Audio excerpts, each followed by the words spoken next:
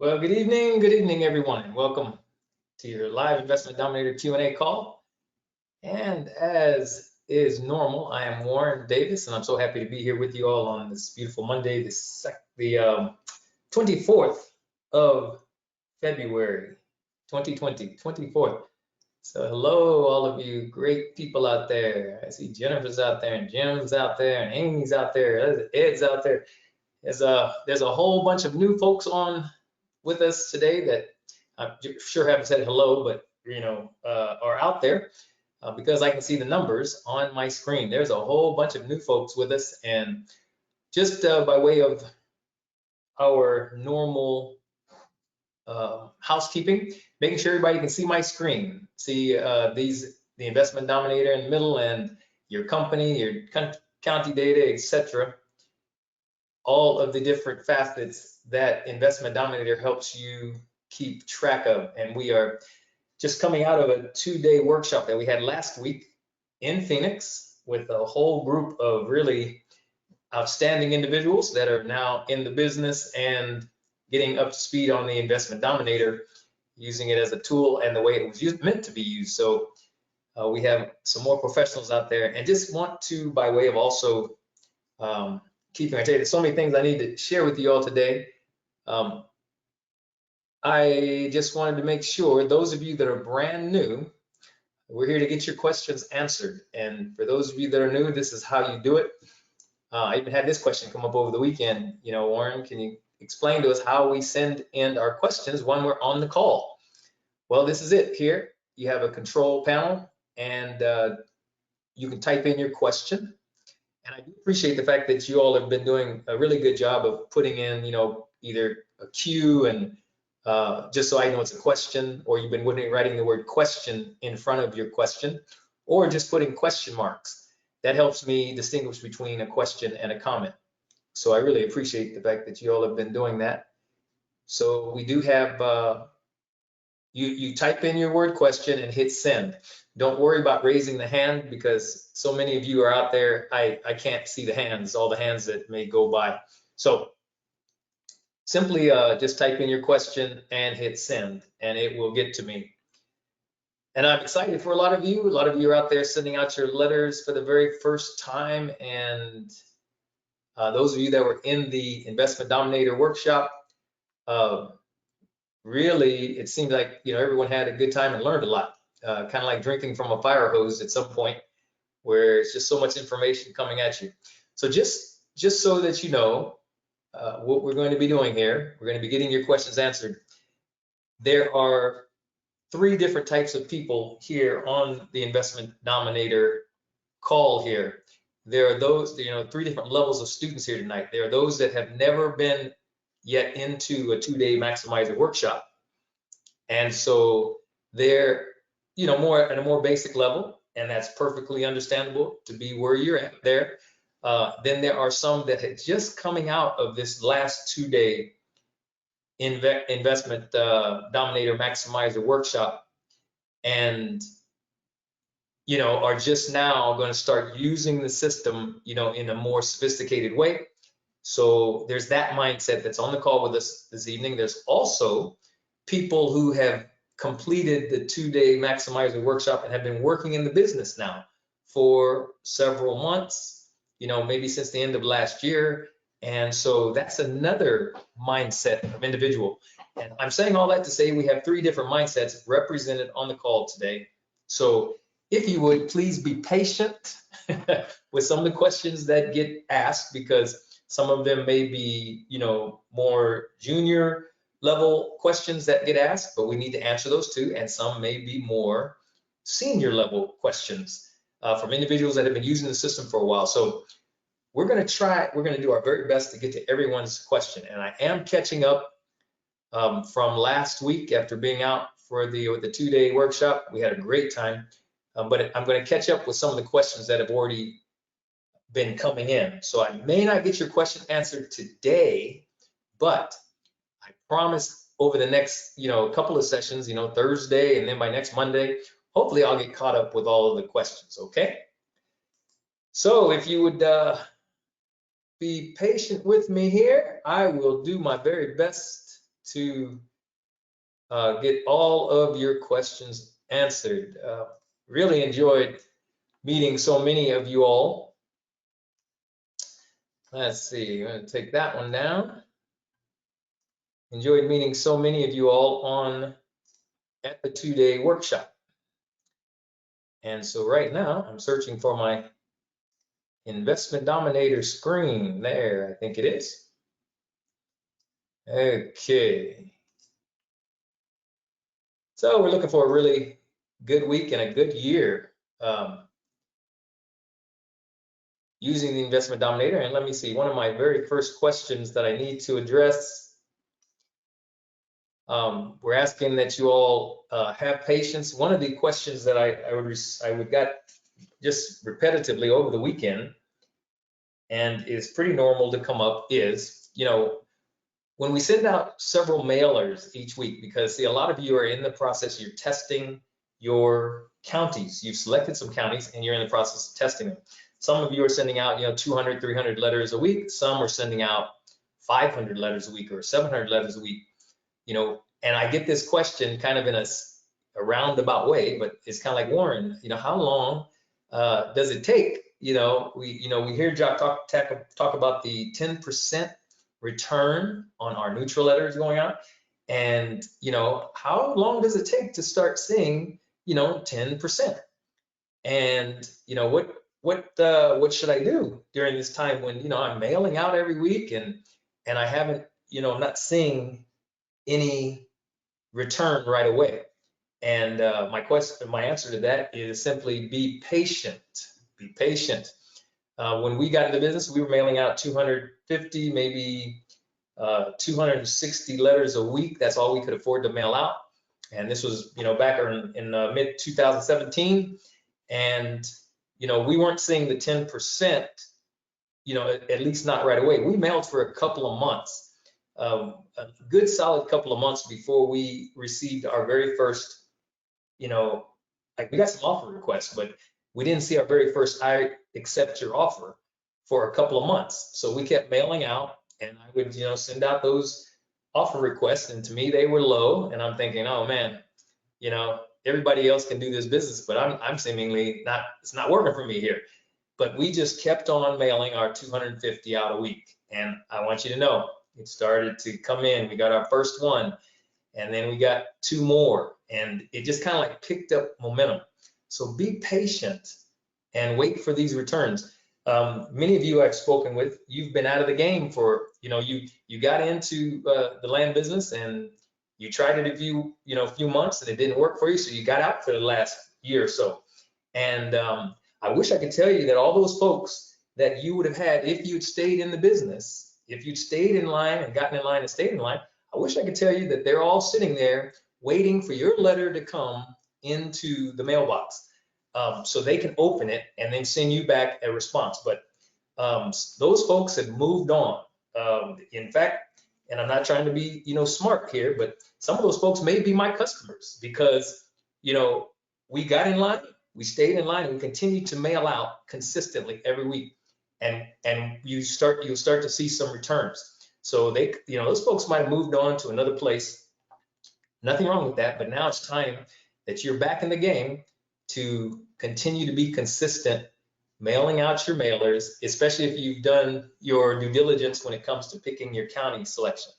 So be encouraged. Don't stop doing your weekly activity. If you can only do 200 a week, just do consistently 200 a week, and guarantee you that you're going to start seeing some return. Now, this is if you have done your county selection correct. And some of you are coaching students, so I know your coaches are giving you the right feedback there, okay? So hope that doesn't ruffle anyone's feathers too much. It's just something you have to be patient. Business takes time to get going, and it will get going, but it's gonna require some patience on your part. So Investment Dominator. First of all, before I get right into the Investment Dominator, I wanted to make sure those of you that understand the ITI process, That's something that I would see over the weekend. Several people do not quite understand that when you import your records into Investment Dominator and they are coming prospect status, and then you go into campaigns here and you send out your .csv file along with your neutral letter template and your envelope template. You send this out to letterprinting.net or you send it out to REI. Like we just mailed ours over the weekend. We mail out every Saturday. So we put them in the mail, and the proof, what's going to happen is it goes to ITI. They're going to check our order. It may take them a day or so. So it was Monday. Today's Monday. We haven't received any word from ITI to check our proof yet. So what ITI does is send back a proof to let you know they've put your order together and it's ready to mail out. So when that comes back, I have to approve that proof. So let's say it comes back tomorrow, being Tuesday. I will approve it. I will send it back to ITI, and they might take another 2 or 3 days, 2 or 3 calendar days before they actually mail out those mailers. And that's with a customer that's been consistent with them. So my mailers may not go out till Friday or Saturday timeframe. Then they get into the mail and they're going to go, regular mail. So they might not hit my customers, may not hit their mailboxes until next Monday, possibly next Tuesday or Wednesday, depending on where the letters are going. So here it is, Monday, the 24th, my mailers may not go out until, March 3rd or March 2nd or 3rd. And so then they may not reach my customers till March 2nd or 3rd. And then we have to have the time for the people to open up the envelope. And I wish I could tell you that they open them up right away. Sometimes they do, sometimes they don't. So my whole point is there's a time lag for when you actually put your credit card down, pay for that mailing, have those mailers sent, and before you're going to even get the letters in the customer's hands. So people, it takes time to get this locomotive running. But see, then if you're consistent and you mail out again on Saturday or you mail out again the next Saturday, now you've got them in the pipeline. And eventually letters are going to be hitting customers from your account every single week. That's just the way it works. So again, another request for you to be patient. And let's see, along the same lines of that question, we asked, Ed had a question about offers being sent out. Okay, let me see. Are the offers I sent out archived within Dominator? If so, how do I find and retrieve them? Okay. Yes, they're in the Investment Dominator. So you send out offers, they're offer requests. So any letter in pending preliminary research, and remember I told you a couple of weeks ago that if you've put a market value on there, on your particular offer, and you have an offer amount, that's above 0. So you've actually created an offer. These are the offers that get sent out. Now, when those offers are sent out, theoretically, you would come in here and you would change, or you or your VA, whoever, would come in here and change the status from pending preliminary research to offers sent. So at that point, that's the archiving there. You have offers sent. So this tells me I've sent at least one offer to this person. Well, some of you now are incorporating sending out a second offer. And so you have created a special status. I have a status. This is not normally in the Investment Dominator, but it's created. So you have a second offer sent that after you've sent one offer and you decide, well, I want to, maybe a month or 2 later, I want to send a second offer. So I go in and I up the offer. I send out my letters again for the second offers, and I put it in second offer sent status. This is controlled by you. And so that is, totally in your hands to, how long you want to keep these offers around. We keep them in our system just indefinitely, because some of these offers I've sent, I may want to go back in my, maybe 4 or 5 months, and I want to send a second or a third offer. And so another question just come in. I think, Ed, you're asking a similar question on offers.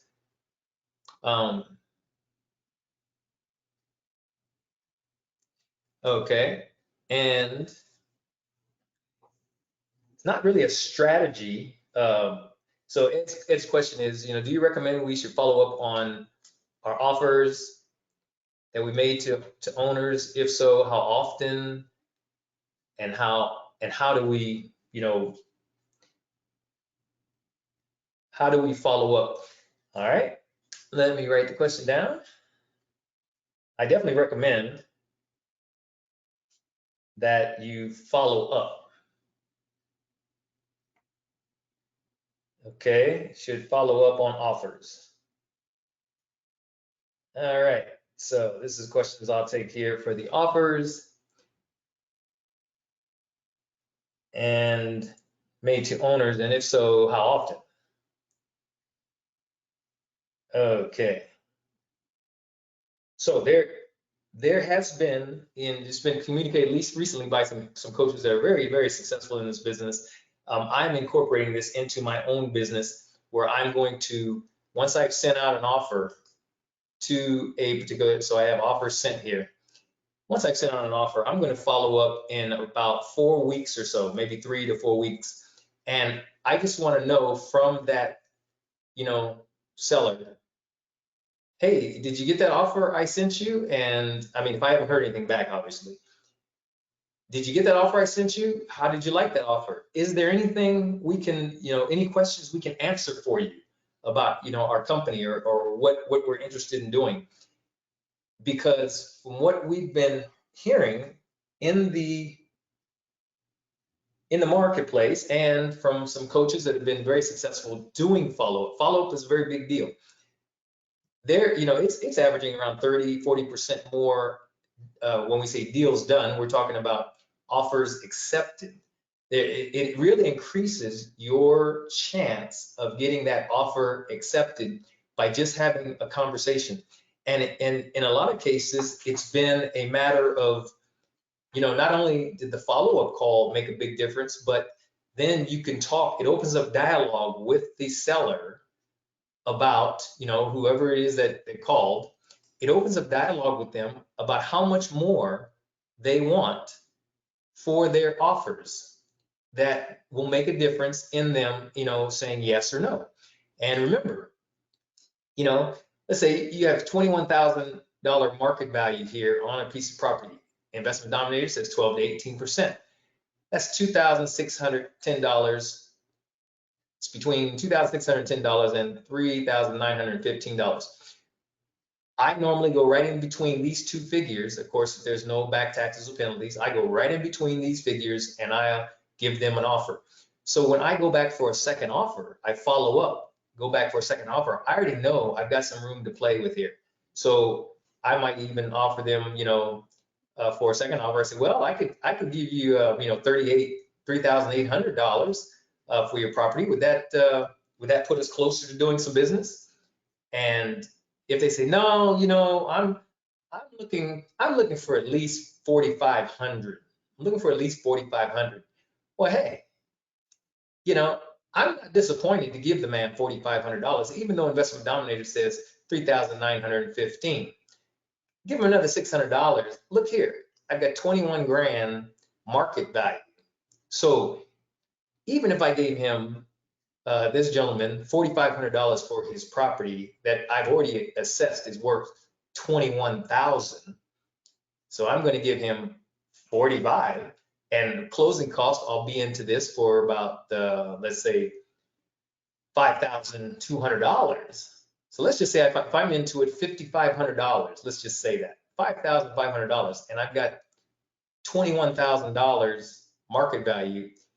I'm gonna tell you, people, even if I sold it for $15,000, if I sold this property $15,000, $6,000 or $7,000 under market value, and I got $5,500 into it, and I sold it for 15, let's say 15.5, I'm making 10 grand. I'll do that all day and twice on Sunday. That is good money to me. You know, we've even gone lower than that. We've even gone down to about 13,000. You know, we had 5,000 into a property, we sold it for 13, cool, 8 grand.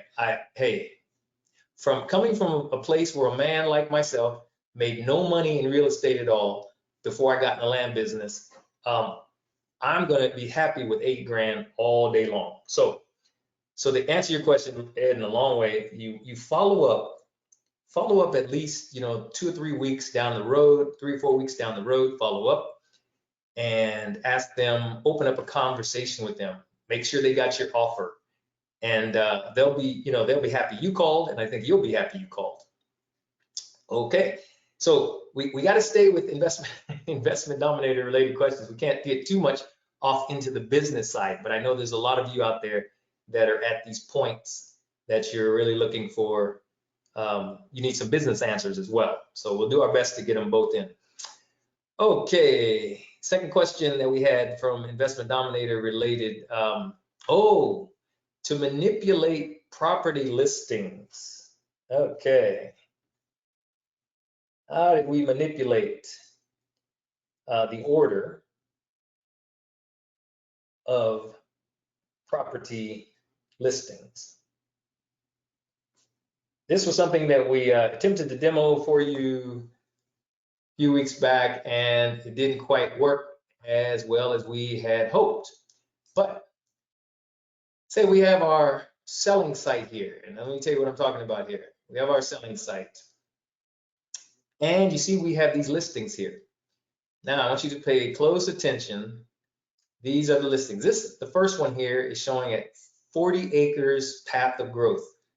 All right, and then we can view details and we can go in. So the question is, you know, how do we manipulate the order of these property listings within Investment Dominator? Like if I wanted this stunning 2.6 acre mountain retreat, if I want that to be the first property that shows here, how do I change that? Or how do I move this one into the second place? But let's just say we're going to change the stunning 2.6 acre mountain retreat, and we want the 40 acres one. We don't want that to be in first place. How do I do that? Okay, so it is in place now. I think it's under the website settings, selling. All right, so you have to go into, you know, you're going to be under customize. Okay, Investment Dominator, customize, and then website settings, selling. All right, scroll down. Here's the property listing section, and you can see these are in a specific order. Well, now we want the stunning 2.6 acre mountain retreat. We want to move that one up. So let's just go on and hit that one and move that up. And you see how quickly that did that? It was faster than your eye. Look at here. Now the stunning 2.6 acre mountain retreat should be first. Now, don't forget, with Investment Dominator, anytime you make changes, you got to say update site. All right. So we update our site. Now we come back into our selling site again. And voila, here's our stunning 2.6 acre mountain retreat. This functionality is in place and it works. You know, if you wanted to move this one, this 1.1 acre, and you just want to move it down, you notice it's in position number 3. So again, we're going to close that out. Go back into our website settings, selling, and of course, very important to remember which one you wanted to move down, right? That's always important. So Let me look at it again. I tell you. So, oh, it's 1.1 acre road utility, 70% below market value in path of growth. Okay, utility 70%. All right. So we're in website settings, selling. Okay, 70% this one down. We're going to move it down one. So we just hit it. All right, see there? It moves down right away. 1.1 acre. And then we update the site. It's really cool functionality. I'm telling you, the Investment Dominator has come a long way. Alex and company, I'll tell you, Alex is a genius. He just does it. He does it right. So here we are back to our websites and we hit selling site. All right, see, this other one moved up and our 1.1 acre road utilities moved down. So that's just how you can move these listings around. And then obviously when your customers come in, they can, view the details of either of the listings, and they see all the other pictures that you put together based on the AIDA principle, right? So that's how we manipulate pictures in Investment Dominator. We had so many questions, as I do right now. I've got a lot of questions coming in here, folks, which I appreciate it. I'm going to be busy for the next few days just answering all these questions. Okay, yep, we've got a ton of questions. All right, let's see.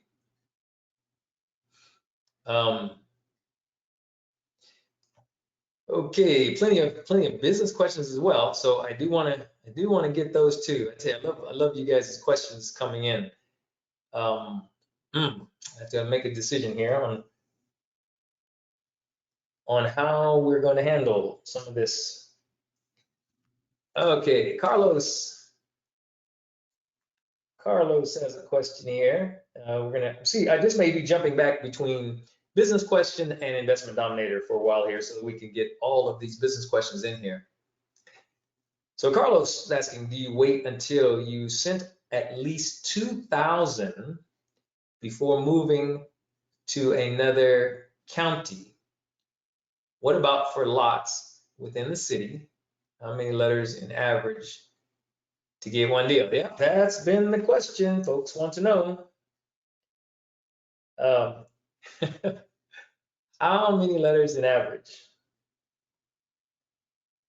All right, we're going to attempt. It's really difficult.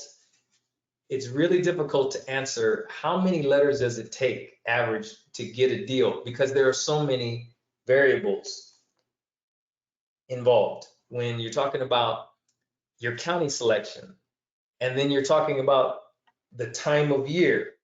Oh boy, I tell you, these are some meaty questions. Let's see. Do you wait until you sent at least 2,000 before moving to another county? Let me just take this one question at a time. So Carlos, do you wait until you've sent at least 2,000 before moving to another county? No, I do not. The way I've been handling this, Carlos, is when I'm testing a county. If I'm testing a county, I'm going to start out right now. Anyway, I'll send 500 to county A. All right. Then the next week, I'm going to send 500 to county B. Next week, I'm going to send 500 to county C. All right. And then hopefully, this is why we're asking now that you select 7 to 10 counties that you want to test. And I may send 500 to County D. Well, by the time I get down to my 4th week, I'm hoping to have received something back. All right, because remember, now I got some fire behind this locomotive. I've got some that are already in the pipe, and they're hitting, you know, maybe by my 5th or 6th week. It could be longer than that, honestly, depending on the time of year. For example, it's County A. County A might be in North Carolina or South Carolina or Idaho. And County A, you're sending to County A in, you know, some people send to County A in October, November. Okay, wintertime. And then they, you know, they might not have even opened the letter until after the 1st of the year. And so are people, you know, you might get some deals in terms of, you know, offers accepted, because people, you know, at that time are thinking, well, I can probably get rid of this land. It's cold. I mean, I'm not doing anything with it. So you might get some offers accepted, but are people going to go out in 20-degree weather with snow on the ground to actually look at, you know, vacant parcels? So are you going to be getting any real deals in that part of the country? Absolutely not. Last year, when you know, particular places we were dealing with, we were mailing to, they, you know, there was hurricane watches, and it was flooding, and it was just, I mean, people are concerned about their lives. They're not concerned about purchasing property. So our sales, you know, last quarter, last year went down, you know, relatively significantly in certain geographical parts of the United States. But that's why we're also in other places that are nice and sunny, hint, hint. Nice and, you know, this weather is beautiful, hint, hint, okay? There are other places where you can still be making some money and getting some deals. And that's why you don't geographically don't put all your counties in one geographical area. And some of you I've talked to, you're picking counties because this is where you're comfortable. You're picking counties because this is what you know. I don't want to down that. I don't want to say there's anything wrong with that, but I usually let the numbers speak for me. We are in places that I've never been before. I've never even seen these places. So my point is, when you're testing your counties, hopefully you're in geographical places that are different around the country. And you know, this is the way we do it now. You don't have to do it. I've talked to people that are sending out, you know, 1,000 letters to one county, and that's the way they're testing. And there's, hey, I have nothing negative to say about that if that's what you want to do. We at the time could not afford to do that. So now we're at the point where we can test 500 counties, 500 per county, and we have certain counties that we're working, okay? Our working counties, we're also sending, you know, 500 letters or so to our counties that have been, you know, producing for us. So you have your working counties, and along with these up here are my test. I have to be able to spell, Warren. My test counties. So that's kind of the way I'm doing it, Carlos. And you know, so I send out different to each county each week. I don't wait until I send out 2,000 to get to before I move to another county. And how many letters an average to get a deal? Okay, I'm assuming you're meaning close on it. You know, put some money in your pocket. You know, how many letters in average? Well, there have been spans of time where, you know, to get one deal, it's difficult to answer that question because there are so many variables. To get one deal, there have been times when we have sent 3,000 to 5,000 letters. And, you know, we mailed each week, and we had some offer requests come back. And after we processed those offer requests, you know, we didn't see any I accept your offers, not right away, but then slowly after maybe 3 or 4 weeks, we saw a few offer requests. Then we saw more offer requests.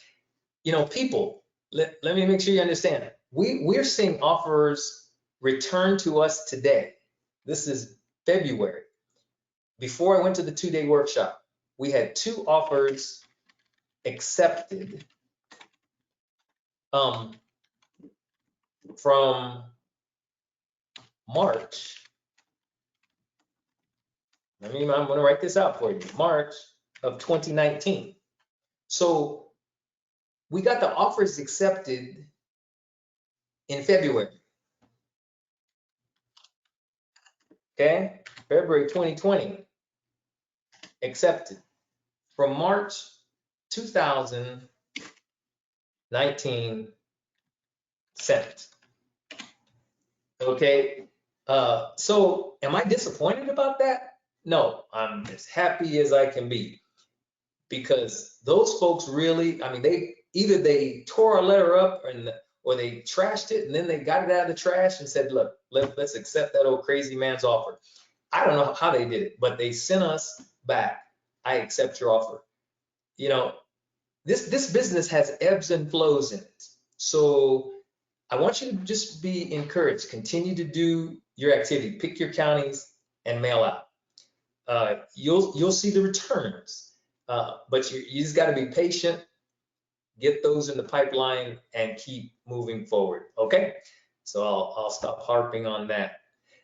We had a question. Oh boy, I tell you, we're running out of time, but we've had plenty of questions. Okay, one hopefully I can answer fairly quickly. This one is on creating a user. And I probably should have set this up as an example. Okay, what's the best way to show this? So the question is, if you create a user and that user might make certain modifications to land records. So here, under team, let me go back to another account so it won't hurt this nice account. So we go back here to team, and let's say we add a user, and we're going to pretend this is a representative, and let's see, rep test 01, rep test last. Okay, test.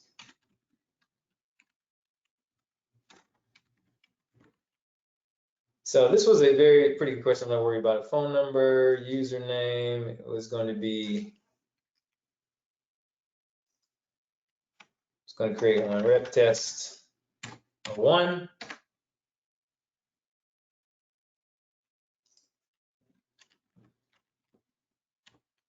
And I'm going to leave the password the same.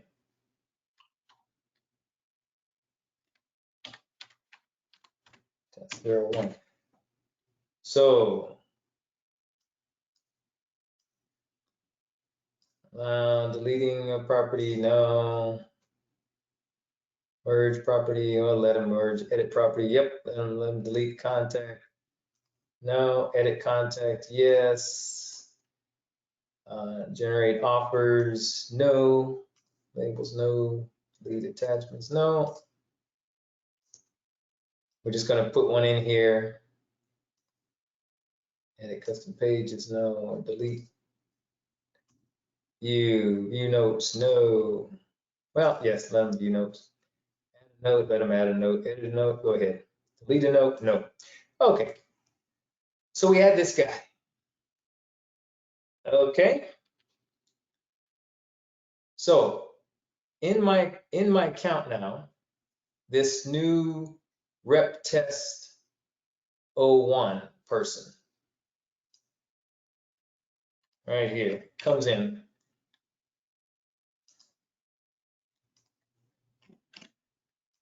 And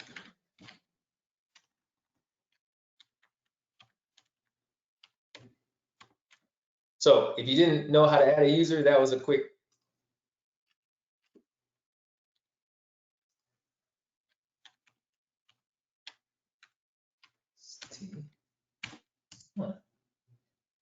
That was a quick quick example of how to add a user. Okay, so this person comes in here, they come into land records, and let's say they do a couple of edits to the records.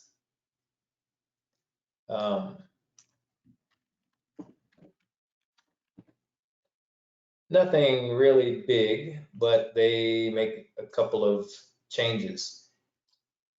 They update the records.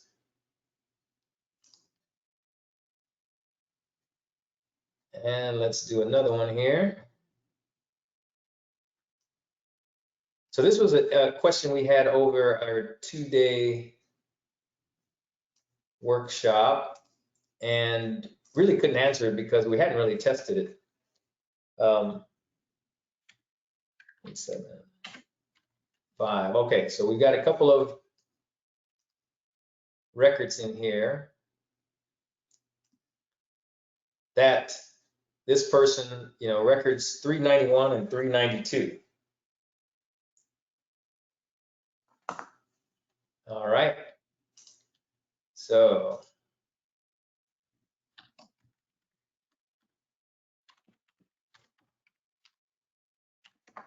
the question came in.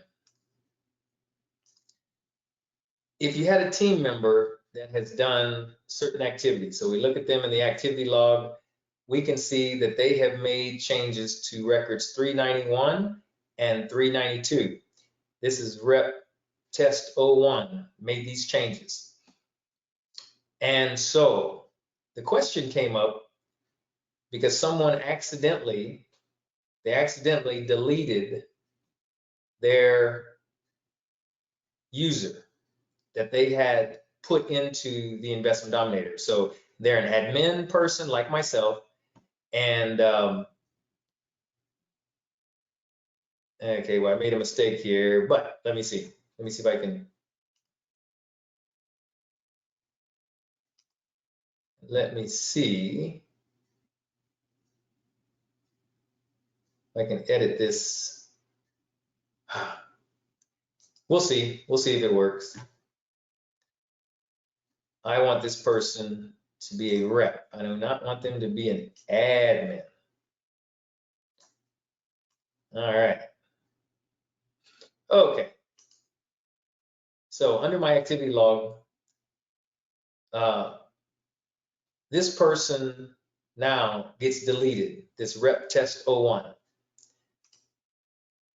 So I just want you to notice in my activity, the users show up here and the actual work that they did. And if you look, you can look at their detail over here to the right and see this is what they changed in the actual records. This is the detail, the information they changed. So the question came up, if this team member gets accidentally deleted, rep test 01, that's the person, they're a rep. Or she wants to delete this user, I say okay. So the question came up, well, what happens to all of their work that they did in the Investment Dominator? Okay. And let me make sure, rep test 01. And if they delete the user, what happens? So I did a little test here and determined in the activity log, you'll notice that the thing that misses, the thing that's gone now, is their user record. So their user record, but the concern was that if you deleted a user out of Investment Dominator, that all the work somehow they had done, would you still be able to track it? And the answer is yes, you can still track it. Now, and you have all of the details to everything that that particular user did. You have all the details. What we're working on right now is determining, do we want to have the ability now to add their work, to give their work to another user? And right now we don't know, we don't have an answer to that one. But basically, if you have a user in the system and they actually get deleted out, any work that they did, which should show up in your activity log, will still be retained and will still be there. Okay. All right. So,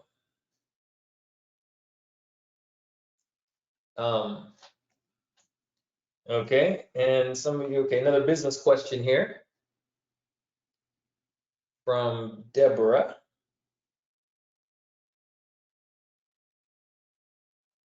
Okay, I'm trying to be fair here with the questions as they come in.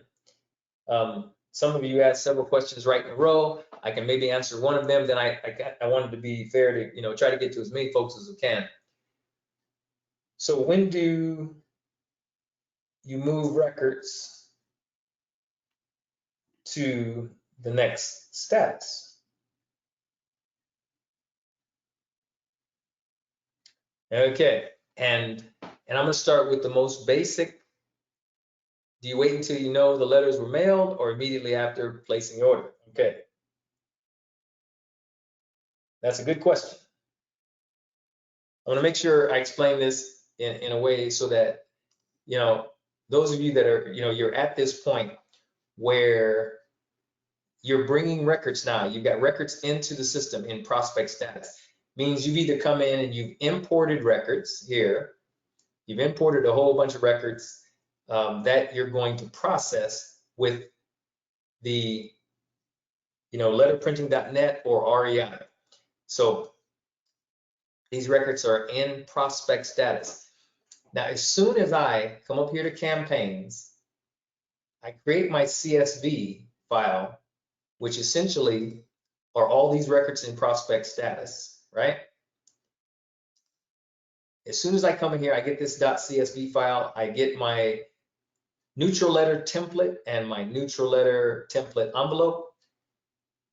And when I send those off to ITI, essentially when I come into my system and I process my order. So I'm going to come in, I'm going to log in, I'm going to process my order. I'm going to take this CSV file and these templates, and I'm going to place them on my order. So as soon as I do that, and they are now in the hands of ITI, I come back.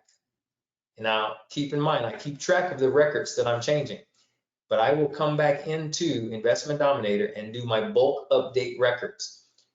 What am I doing? I'm moving every single prospect record to the next status. So I do that as soon as I mail this off to ITI. And I do that so that I don't forget. I do my bulk update records, and it's going to move all prospect records automatically here to the mail letter 1 status, which says I've already mailed these out. And I do that because when I come in next week, when I come in the system next week and I do another import, where I come down here and choose my file, I upload my list, I'm going to get a whole bunch more records. If I'm doing 500 a week, I'm going to get a whole bunch more records in prospect status.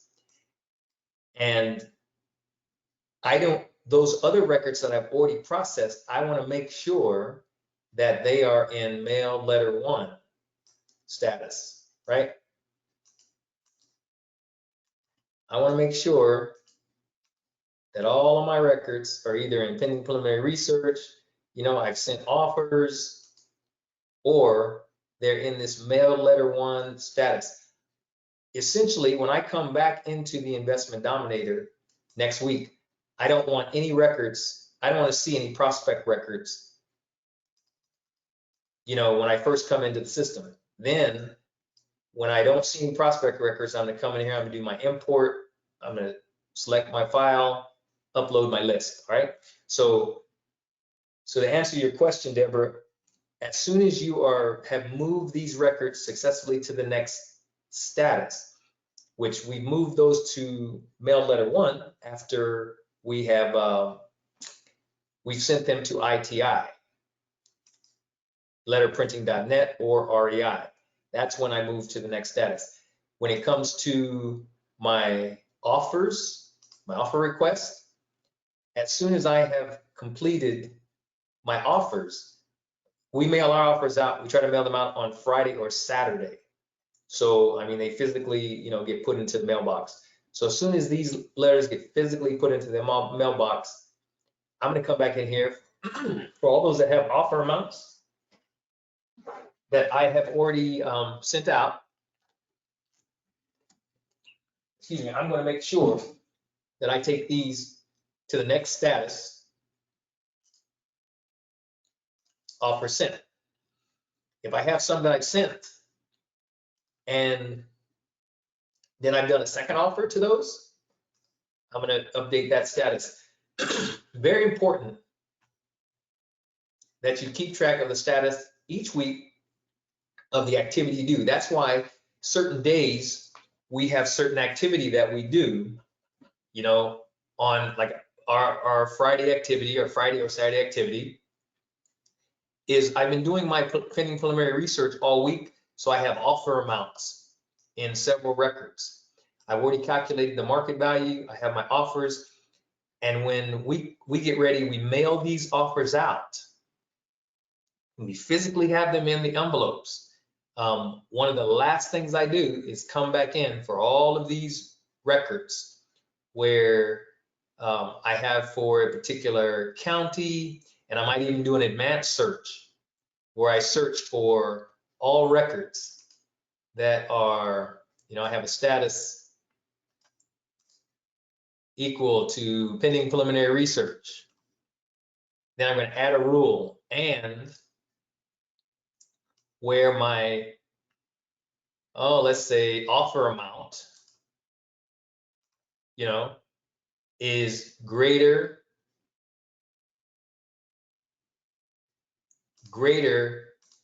than 0. Okay, this tells me I have offers. So I have pending preliminary research status and my offer amount is greater than 0. And I do a search for all those. These are all my pending preliminary research. We're looking for all of my offer amounts. So based on this search that I've done, I'm going to come in here and I'm changing this status now. Well, first thing you have to do is select all, because these are all your records, right, that have that search. So you want to make sure you select all. Then I'm coming here and I'm going to change the status and I'm going to move 11 records now to offers sent, because that's the status. And then any of those that I get back where they say, hey, Warren, we accept your offer. Now I'm going to move those to open escrow, detailed research status. Very important each week to have certain activities you do each day so that you can keep up with your activity. And hoping that helps you get a little clarity there. We did have a question around doing an advanced search. So I just did an advanced search, but I'm gonna take a little bit more detail on that next week. Okay, got a few minutes left. Let's see if I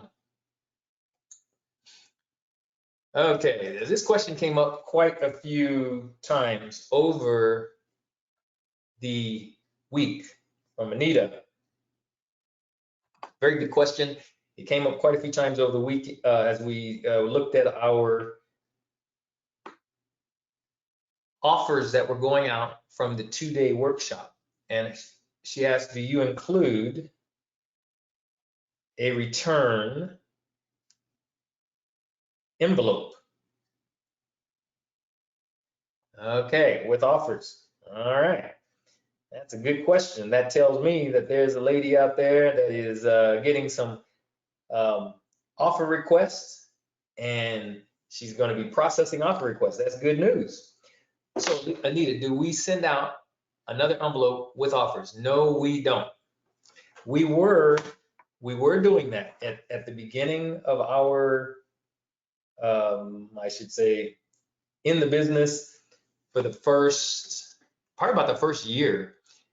We were sending out offers. We'd send out offers. We'd send out another envelope with a stamp on it and with our address, trying to make it as easy. And, this is something that, hey, Jack has mentioned that you can do that, and that is good to do. And I think it's a very nice thing to do.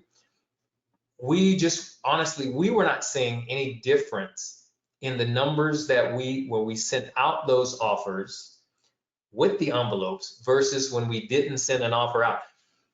We found that when somebody wants to sell you their land, and I'm not discounting anything Jack says. Jack is right on with what he's teaching you all guys. He's teaching all of us the same thing, and it just got to be expensive for us. I would like to get to a point where I'm gonna go back to doing that. So please don't take this like I'm saying. Don't take what Jack is saying. Jack is the man. I mean, he's the guru of all of this. So he's done it for years, and it works. It is up to you. We chose not to send out any other letters. We chose not to send out any additional envelopes with the postage on them, because we would put a postage on that other envelope. And some of our envelopes were right there on the borderline where we had to pay a little bit more for postage. And so we got to the point where we were sending out 14, several weeks we sent out 30 offers in 1 week. And to double that with the envelopes and the stamps, quite honestly, it got expensive for us. So if you can afford to do that, I think it's a very nice thing to do. It makes it easy for the customer. And, I say, God bless you, and go for it. We've opted not to do that. And, we're happy with the deals that we're getting. Maybe later on, I might want to incorporate that. I'm also going to incorporate the linen envelopes, to give, a chance that more letters will be read. So go for it, people. If you can afford that and it fits your budget, by all means, because what Jack shares with us, is I don't change his system, and I would never change his system because it works. All right. So I'm so glad we're recording this, because I don't want people to say Warren got on there and was talking about the way Jack told us to do something. No, I would never do that. Jack is the man. All right. So in any case, that's all we've got time for today. I sure love you guys, man. I really appreciate you guys. And I want you to be so successful at this business. A quote here from somebody you'll recognize: success isn't always about greatness. It's about consistency. As consistent hard work leads to success, greatness will come. So those are words that come from Dwayne Johnson, The Rock. And if you all know him, Dwayne Johnson, I mean, this man was, grew up skinny and he was getting pushed around, and you see him today, he's The Rock. So success isn't always about greatness, it's about consistency. As consistent hard work leads to success, greatness will come. So hope you all take that. Enjoy the rest of your week. I will definitely be here on Thursday, 12 noon, and I'll get some of these. I'm going to get a list of all the questions I did not make today, but I will get them answered here over the next couple of calls, okay? You all take care. Have a great evening. We'll talk to you soon. Bye-bye now.